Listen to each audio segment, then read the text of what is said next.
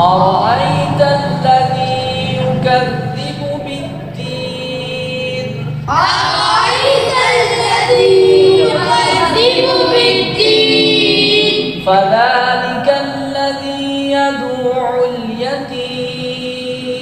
فذلك الذي يدعو اليتيم ولا يحض على طعام المسكين ولا